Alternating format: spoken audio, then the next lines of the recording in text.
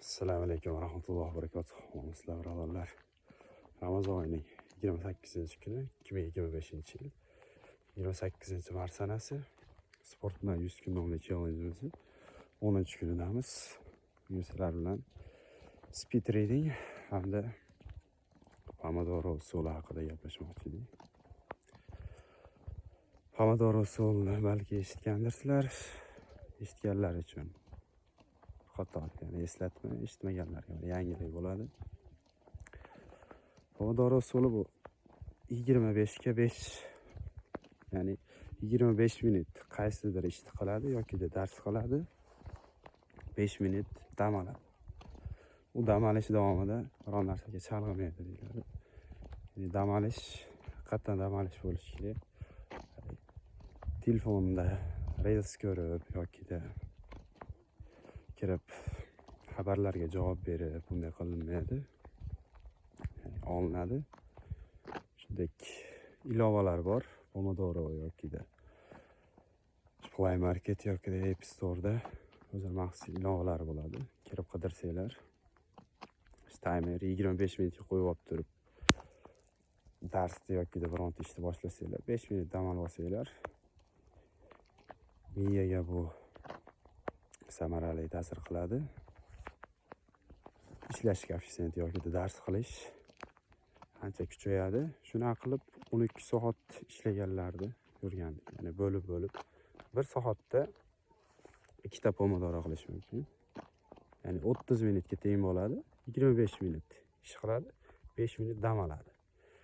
Yana 25 minut ish qilib 5 minut dam olsa 1 soatda 2 ta pomodoro qilish mumkin. Shuna qilib 8 soat yoki 13 soatlab ishlagan kursdoshlarimiz bo'lgandi. Dars qilishda bu samarali foyda bergandi. Endi speed reading bo'lsa, speed reading bu kitoblarda yoki matnlarda shu tez o'qishga qaratilgan texnika hisoblanadi. Bunda inson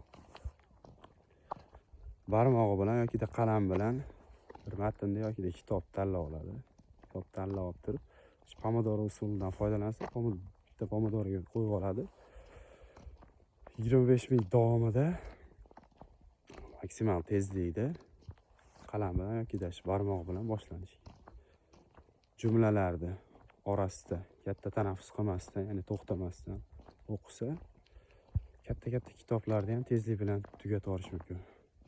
Muhammad Ali Shonqulov ustoz ham katta ehtimol bilan o'sha usuldan foydalangan bo'lishi kerak talabalik yillarida. Chunki aytardi, bomdoddan oldimmi shu soat 7largacha 200 bet kitob o'qirdik dedi. Speed reading orqali shunga erishish mumkin ekan. Keyin bu diqqatni jamlaydi. Matnlarda, ya'ni bitta donalab o'qitmaydi. Ko'z tezroq bitta matnda 2-3 ta so'zni o'qib ketish imkonini beradi.